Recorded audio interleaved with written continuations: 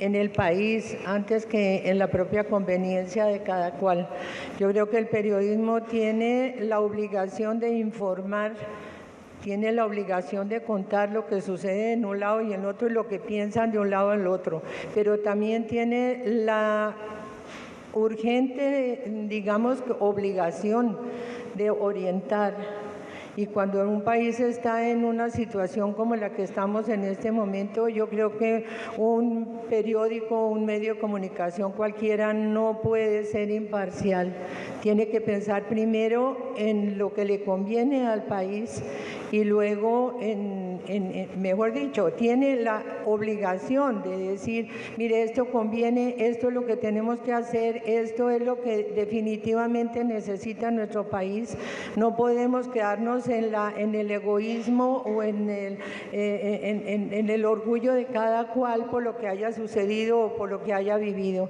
Me parece que este país, después del domingo, necesita una reconciliación total, algo que nos podamos unir, los del sí, los del no, todos pensando en lo que necesita Colombia, porque si no vamos a llegar a un momento que vamos a tener que volver a hacer otro proceso como el de La Habana para podernos unir los colombianos y para podernos juntar pensando primero en lo que le conviene a Colombia. Yo me voy a permitir leer una frase escrita por Guillermo Cano hace más de 30 años y ustedes me van a decir si este no es el país de hoy. Dice: el pueblo campesino, que tiene malicia y es espontáneo, ya ha sentido en carne propia y en la de sus hijos y los hijos de sus hijos la crueldad sangrienta de la violencia desatada. Muy probablemente está entendiendo en estas horas de ahora mucho mejor lo que significa un cese al fuego pactado entre el gobierno y las guerrillas. Los escépticos deberían volver por un momento la mirada hacia el pueblo y acaso entonces encontrarían razones positivas para modificar su actitud. A mí esto me suena como a una profecía, es muy, muy impresionante. Él hablaba con usted… Sí, adelante, perdón. Es que todos esos escritos de Guillermo de ese tiempo y de cualquier época, porque también luego con el narcotráfico también fue como una especie de profeta, pero en la parte de la paz, lo que fueron todos los parlamentos de tratar de que hubiera una paz en el 84, en el 85, todo eso nos cabe perfectamente en la situación del momento. Lo que uno aspira es que los de entonces, si fracasaron los de ahora, por favor no pase lo mismo. ¿Usted qué cree cuáles son los enemigos más grandes que tiene este proceso una vez pasemos el plebiscito? Me parece que eso, la polarización que hay en este momento me parece muy dramática e injustificada, porque si el mundo entero nos está diciendo que lo estamos haciendo bien, si el mundo entero está de acuerdo en que haya esa paz, esa reconciliación, si el mundo entero nos felicita, ¿cómo es que los colombianos no estamos de acuerdo en que eso pase, en dar la mano, en tener fe, en tener un poco de ilusión y de esperanza en el porvenir? Que no seamos nosotros mismos los que metamos la zancadilla para que esto no se logre. Senador Navarro, usted vivió, la gente le creyó al M-19 aún después del horror del Palacio de Justicia. Pero cuando matan a Carlos Pizarro, ¿qué pasa en la organización?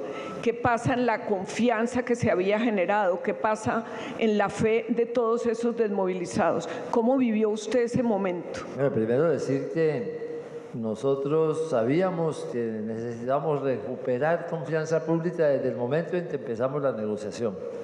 Porque usted recuerda bien, claro, los hechos del Palacio de Justicia fueron terribles, un error del M-19 espantoso. Y cuando empezamos la negociación sabíamos que teníamos que remontar una situación de opinión pública muy desfavorable. Y por eso desde el primer día hicimos, por ejemplo, un cese del fuego unilateral y nos dedicamos en el campamento de Santo Domingo a atraer la opinión pública y a galvanizar el M-19, que nadie quedara por fuera del acuerdo.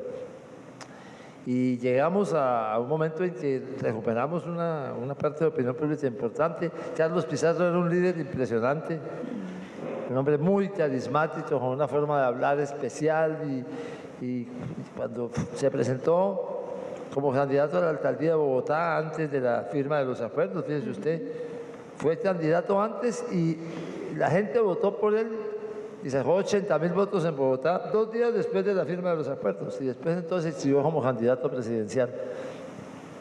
En el momento en que lo mataron, 46 días después de haber firmado la paz el 9 de marzo, el reto fue enorme. La primera idea que todos teníamos era: ¿es verdad que el que firma la paz en este país lo matan? Como habían matado a Guadalupe Salcedo, el comandante guerrillero liberal del Llano, o al mismo jefe de Marulanda, a Charro Negro y a otros comandantes liberales.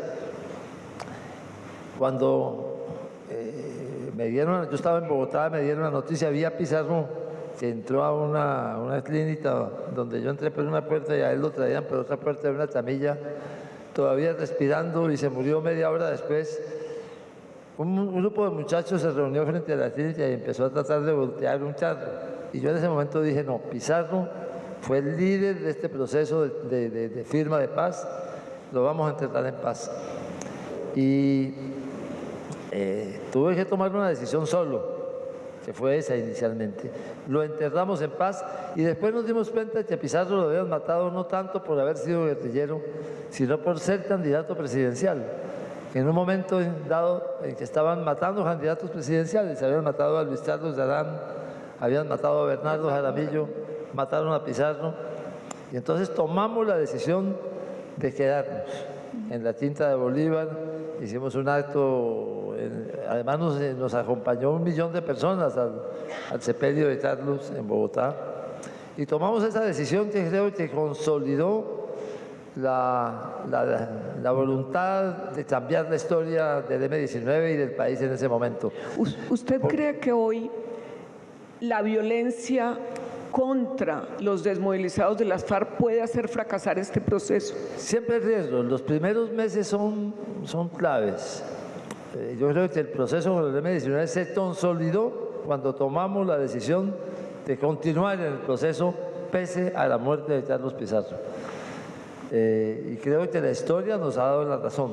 En ese momento, no creas que no pensamos en no devolvernos para el monte, pero llegamos a la conclusión de que lo que había que hacer era seguir cumpliendo la palabra. Y después de una anécdota donde vuelve a aparecer Diabo. Nosotros firmamos la paz el 9 de marzo de 1990, pero no devolvimos la espada de Bolívar. El símbolo del M-19 era la espada de Bolívar. Cuando a mí me cogieron los militares en 1980, antes de pegarme el primer tostorrón, me preguntaron dónde está la espada de Bolívar. Yo, por supuesto, no sabía en ese momento. Pero era lo primero porque era el símbolo del M-19 era la espada de Bolívar. Bueno, como en los acuerdos eso no quedó incluido, nosotros no devolvimos la espada de Bolívar. Y dijimos, no, guardémosla por si acaso, esto se pone malo y hay que volver, y tenemos el símbolo de la rebelión. Y eso fue en marzo. Y pasaron los meses y se fue consolidando el proceso y se fue consolidando todo.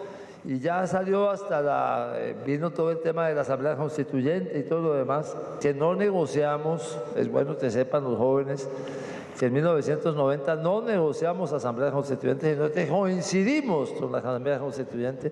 Pero cuando todo eso estaba consolidado, tomamos la decisión de devolver la espada de Bolívar. ¿Dónde estaba la espada en ese momento? Estaba en Cuba. La espada primero la tuvieron en Bogotá, después Bateman la sacó por el Ecuador y se la llevó a los cubanos en Panamá. Y estaba en la embajada de Cuba en Panamá cuando los norteamericanos invadieron Panamá. Y después la sacaron en maleta diplomática y fue a dar a Cuba. Entonces con Yao hablamos la posibilidad de volver a traer la espada de Bolívar, pero a la Venezuela de Carlos Andrés Pérez, el presidente de Carlos Andrés Pérez. Y yo recuerdo que nos fuimos, Gao y yo, Carlos Andrés Pérez y el embajador cubano a una casa que tienen en la playa de la presidencia de Venezuela, una playa rosada absolutamente espectacular de linda. Y ahí esperamos que llegara la Espada de Bolívar. O sea, que la Espada de Bolívar volvió a Colombia con la mediación del nuevo de Gabo, con el gobierno de Carlos Andrés Pérez, y la traje yo a Bogotá, se la devolví al presidente entonces César Gaviria. Y quiero decir una cosa final sobre la Espada de Bolívar. La última vez que la vi, ¿sabe dónde la vi? En el despacho presidencial en el gobierno de Andrés Pastrana. Me invitó, como ya había perdido las elecciones, ya había ganado Uribe las elecciones, ¿no? En el año 2012 era eso. Y entonces me dijo, ven ya, hombre, Antonio, ven ya, que quiero hablar con usted. Y cuando yo vi la espada ahí puesta en una anaquel en el despacho presidencial, y me dijo, ¿usted sabe qué es eso? Le dije, pues déjeme, yo lo miro de cerquita. Entonces metí la mano en la espada y claro, era como, Bolívar era más bajito que yo, me imagino, y tendría las manos más pequeñas, entonces quedaba apretada. Era la misma que nosotros habíamos devuelto. Pero le tomé el pelo a Pastrana y le dije, no, esta no es, presidente. El tipo se asustó, le dije, no, mentira, mamando gallo. Me pregunto dónde está hoy, porque fue la última vez que la vi en el año 2002. Pero esa es la historia un poco de cómo un símbolo como ese para nosotros no lo devolvimos, sino cuando estaba consolidado el proceso de paz. Los primeros meses son fundamentales. Doña Ana María, yo quiero que usted nos recuerde cómo se mantuvo esa relación de Gabo con don Guillermo Cano, si hablaban sobre avances o no de los procesos de paz, si don Guillermo conocía las mediaciones de Gabo, la mediación de Gabo en los procesos. ¿Cómo era esa relación de ellos cuando se separan, digamos, cuando Gabo se va a vivir fuera de Colombia? No, desde luego que sí hubo siempre un contacto permanente entre los dos, estando Gabo donde estuviera, y si íbamos a México igual lo veía, o si coincidíamos en algún otro lugar también. Poco antes de la toma del Palacio de Justicia, precisamente estuvimos con él en París, y él le dijo a Guillermo, en Colombia van a suceder cosas muy graves. Yo nunca, pues siempre he estado pensando en qué quería decir Gabo, si es que sabía algo de lo que iba a suceder o qué era lo que tenía en mente para decirle a Guillermo. Tampoco era una cosa del otro mundo que fueran a suceder cosas graves cuando en un país están pasando tantas cosas graves en un año o en un momento determinado. Una historia también simpática de ellos dos es que siempre que se reunían tenían que hablar de la época en que Gabo trabajó en el periódico como simple redactor, como compañero de Guillermo, que en ese momento tampoco era el director del periódico, y eran unas memorias muy divertidas y se entendían, pues las recordaban ambos muy bien y las añoraban. Entonces yo un día le dije, bueno, y si tanto añora el periódico, ¿y por qué no vuelve? Más bien vuélvase para Bogotá y sigue escribiendo. Guillermo tuvo mucho que ver también en la ida de Gabo del país, porque también veía el peligro que tenía García Márquez de seguir viviendo en la Colombia que estábamos pasando en ese momento, donde los derechos humanos poco contaban, donde no existía lo que dice la ley de los caballos, que tanta resonancia tuvo en muchos momentos, y que hubo tantas discusiones sobre esas mismas restricciones de la libertad. Entonces siempre se entendieron mucho, y siempre García Márquez estaba preguntándole lo que estaba sucediendo en el país, tanto que los que vieron el video de ayer vieron cómo él cuenta que cuando mataron a Guillermo, lo primero que se le ocurrió es que tenía que llamarlo a ver qué era lo que había pasado y que le dijera él qué opinaba de su propia muerte. Muy bien. Senador Navarro, ustedes... Era una organización jerarquizada, como toda organización militar, entonces yo era el número 2. Así que heredé la candidatura de Pizarro. y me había buscado Gabo aún antes de la muerte de Carlos a decirme que quería hacer una contribución para la campaña de Pizarro. Yo no me acuerdo de cuántos dólares, de 30.000 o no me acuerdo, $50.000, algo así. Entonces, cuando yo le di la candidatura de Pizarro, pues busqué a Gabo otra vez y le dije, bueno, hombre, se mantiene la contribución porque ya hay cambio de candidato. Me dijo, claro que sí. Y la verdad es que la primera contribución a esa realidad del M19 participando en política nos la hizo Gabriel García Márquez. Y bueno, no fue que gastara mucho de esa plata porque como nos tocó hacer campaña encerrándonos en la casa a todos los candidatos, a los jóvenes, no se acuerdan de eso, pero estuvimos encerrados un mes sin salir ni un día a la calle, ni César Gaviria, ni Álvaro Gómez, ni Rodrigo Llorera, ni yo, porque si salíamos a la calle nos mataban. Y Mario Gareña, que era candidato de esas épocas, siempre había un candidato por digamos, el mundo de lo imposible. Bueno, y la verdad es que cuando pasó la campaña, efectivamente las amenazas disminuyeron. A mí me llevaban unos sufragios que decían, tan buena persona era el Flaco Navarro, lástima que ya esté muerto.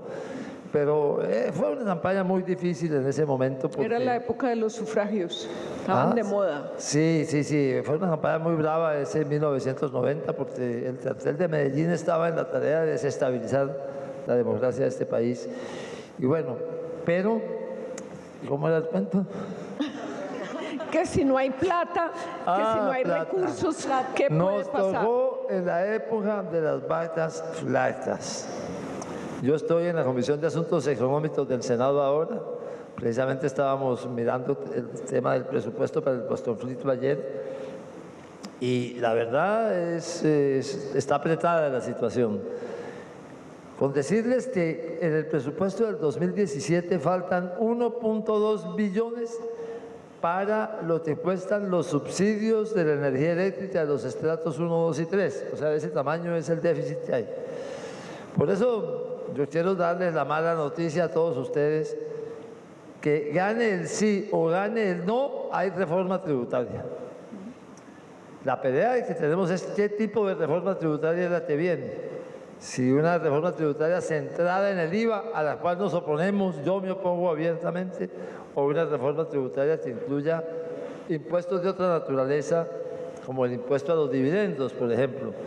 Porque la verdad es que hoy los empleados de una empresa pagan más impuestos que los dueños de la empresa como personas naturales, porque los dividendos están exentos, mientras el salario, por supuesto, tiene retención en la fuente. Pero yo sí creo que pese a todo, haciendo las prioridades necesarias, claro, hay postconflictos en Playa Oro, en Playa Plata o en Playa Bronce, pero el postconflicto básico, el de Playa Bronce, se puede pagar haciendo las prioridades necesarias, poniendo los dineros donde hay que poner, se puede pagar y creo que finalmente el tema no va a ser falta de dinero para el postconflicto, aunque es muy importante lo que hay que hacer, sobre todo en la primera etapa. Como repito, los primeros meses son esenciales.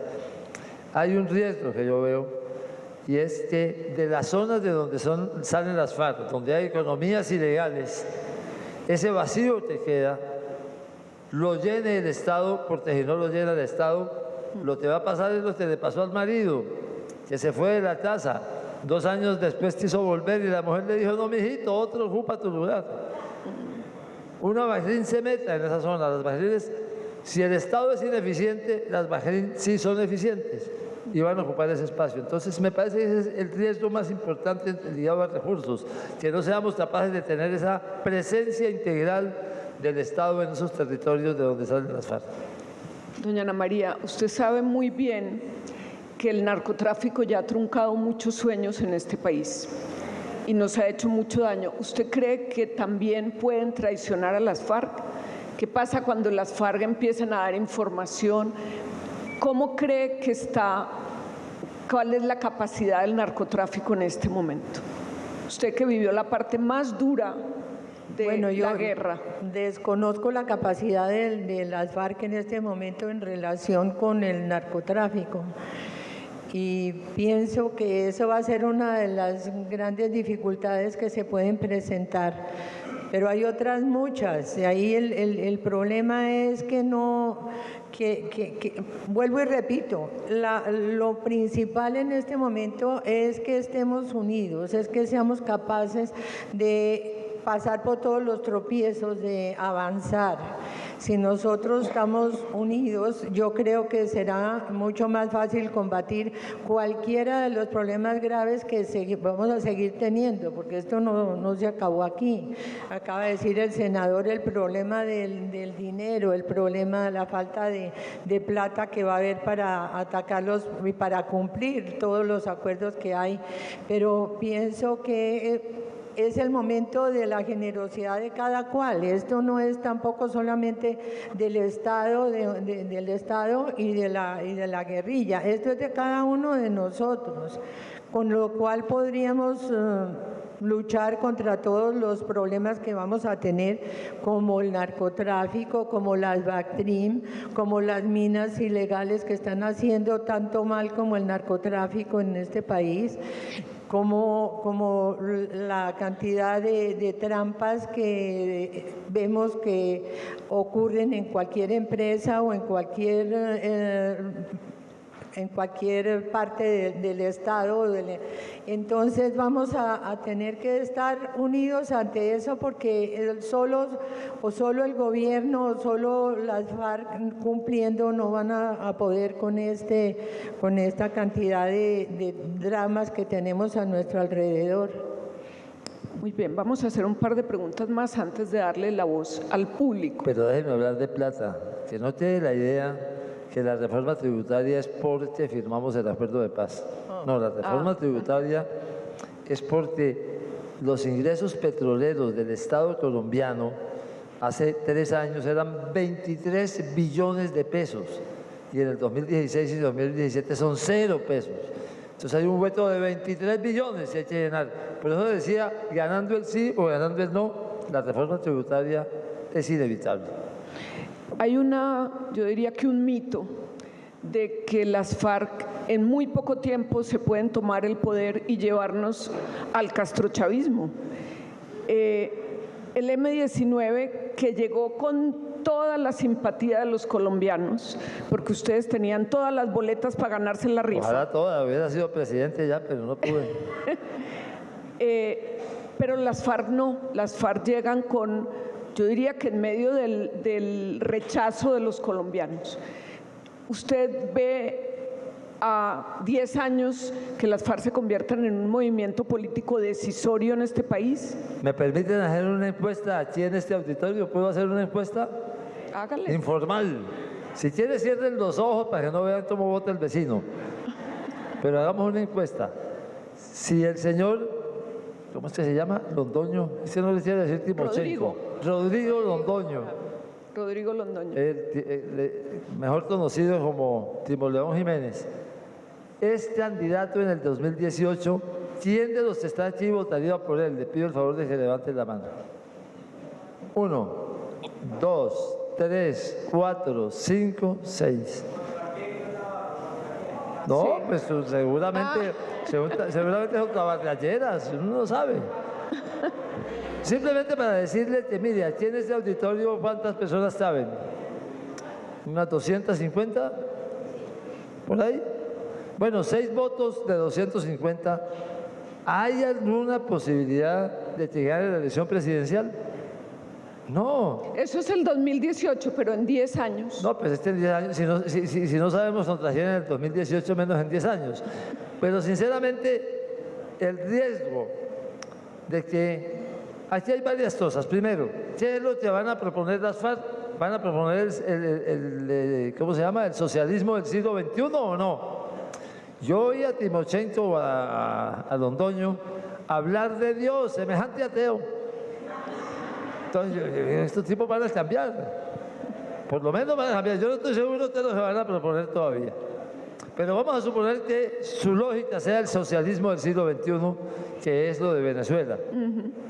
Saltaría máximo en un auditorio como estos 6 votos. Miren, encuestas como estas he hecho a lo largo y ancho del país. Y no pasa de esa, más un porcentaje de esa naturaleza. Viene el argumento, no, tiene mucha plata y entonces van a comprar votos. Aquí solamente les digo lo siguiente. Los americanos que a todos le hacen estadísticas, yo leí unos estudios sobre hasta qué tamaño de circunscripción el clientelismo funciona.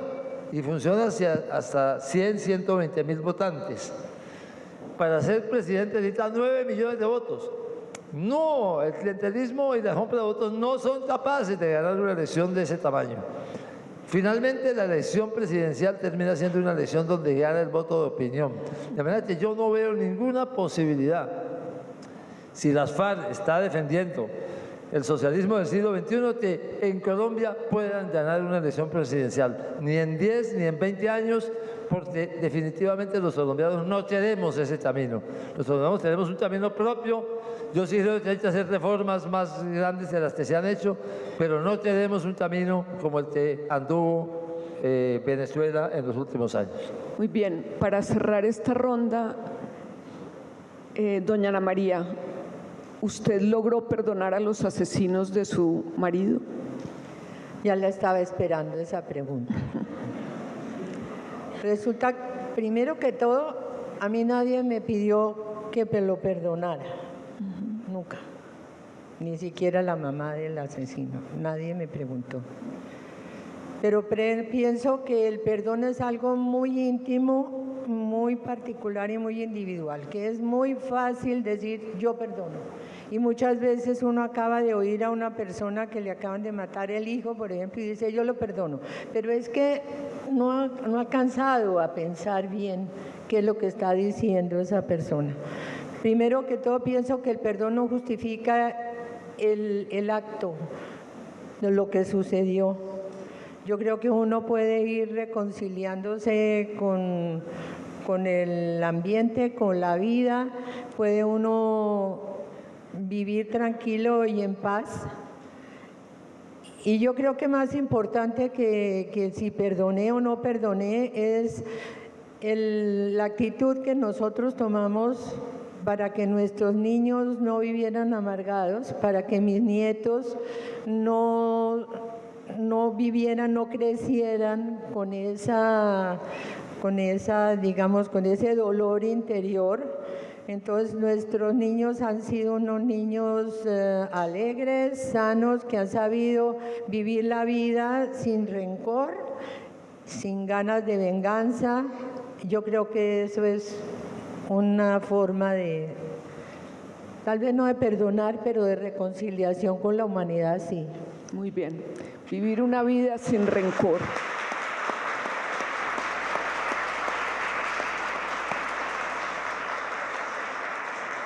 Muy bien, empezamos por allí con las preguntas del público. Buenos días. Que seamos muy concretos para que alcancen a preguntar todos. Senador Navarro, conociendo el acuerdo con ustedes, el M-19 y el de las FARC, ¿cuál dos diferencias grandes para el país? Y doña Ana María, con todo respeto, ¿dónde está la biblioteca, la memoria del señor Cano? ¿Está en alguna biblioteca? ¿Se puede consultar? Bueno, en el caso de las diferencias del de ese periodo con el actual, yo diría que hay una diferencia fundamental. Las FARC escribieron un libro de acuerdos, 297 páginas, y van a tratar de que la mayor parte de ese libro se cumpla. Nosotros conseguimos mucho más después de los acuerdos que los que hicimos de acuerdos, porque conseguimos apoyo de la opinión pública. Esa es una diferencia fundamental. Y le pongo ejemplos de lo que conseguimos. Una asamblea constituyente que no negociamos, pero donde teníamos 1/3 de los constituyentes por voto popular. Un noticiero de televisión, en la época en que los noticieros de televisión los asignaban a las fuerzas políticas que más votos habían sacado. Y un montón de cosas adicionales. Digamos, es una diferencia muy importante entre ambos acuerdos. ¿Qué similitud hay? Yo estoy convencido hoy que las FARC piensa exactamente lo mismo que pensábamos nosotros en 1990. El alzamiento armado no sirve ya. Es una equivocación, hay que desarmarse. La diferencia es que ahora, la última palabra, en aquel tiempo, era, digamos, no había necesidad de refrendarlo en un voto ciudadano, estaba sobre supuesto que la opinión pública estaba a favor. Ahora va a depender de nosotros si eso entra en vigencia o no. Y bueno, hay muchas más diferencias, la principal de ellas, y simplemente digo eso, a nosotros nos dieron indulto, a las FARC le van a hacer un proceso de justicia transicional. Para el argumento de la impunidad, yo le tengo que decir que en la historia de Colombia es el momento en que va a haber más justicia. Puede que no sea suficiente, tal vez, si lo compara con el Código Penal normal, pero va a haber más justicia que nunca antes en ningún acuerdo de paz, incluyendo el liberal conservador que terminó con una amnistía general y sin condiciones. Doña Ana María, la memoria material de don Guillermo, ¿dónde está? Bueno, todos los escritos y todo lo relacionado con lo que su dirección en El Espectador está en la página web de la Fundación Guillermo Cano. Hay una muy buena recopilación de los escritos, de la libreta de apuntes y de otras cosas del Espectador. Están en el libro que se llama Tinta Indeleble, que ahora está agotado, pero el 2 de noviembre vuelve a salir otra edición de eso mismo, de ese mismo libro, la segunda edición, y después el 17 de diciembre también vamos a lanzar otro libro que tiene lo que no ocupó en el primero. Muy bien, una pregunta. Sí.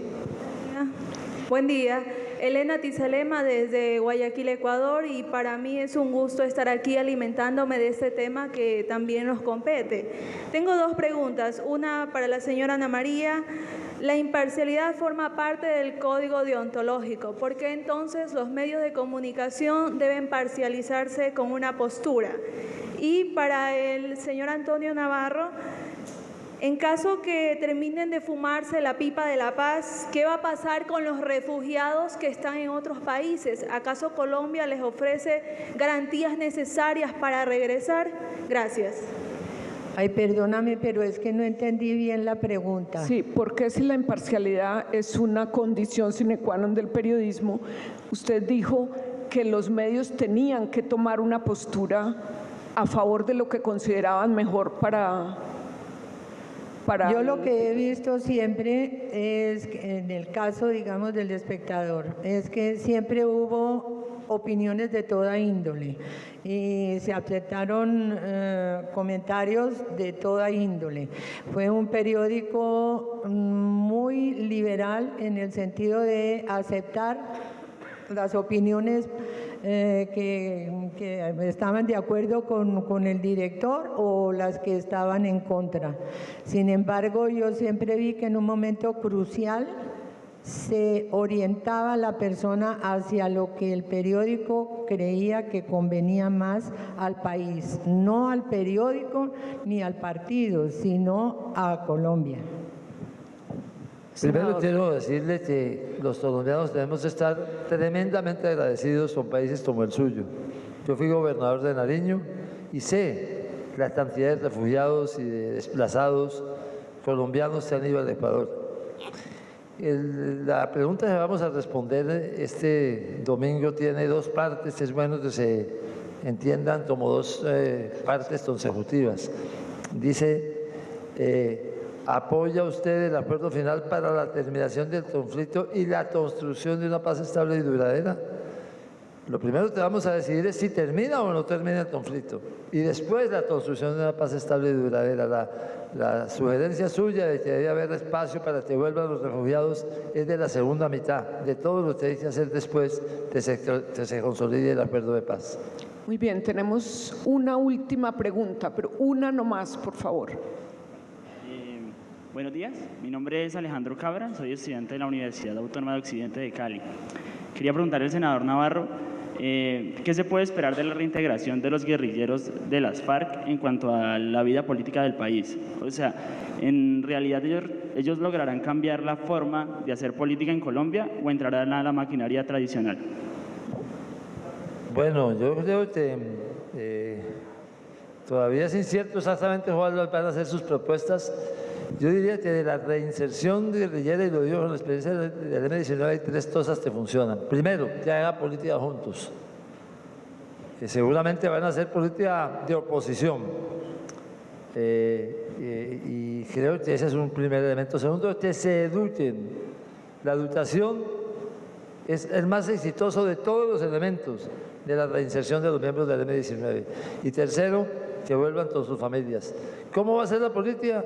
Esperemos que salgan. Yo de una vez les dije a ellos, allá en La Habana, yo me hago romper la pierna buena porque ustedes sean candidatos, pero con lo que han propuesto hasta ahora, no voto por ustedes.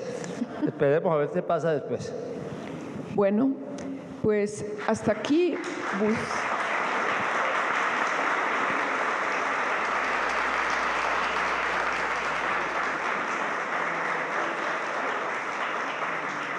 Hasta aquí Buscadores de Paz por una segunda oportunidad sobre la tierra que suena como a una premonición para el próximo 2 de octubre. Gracias.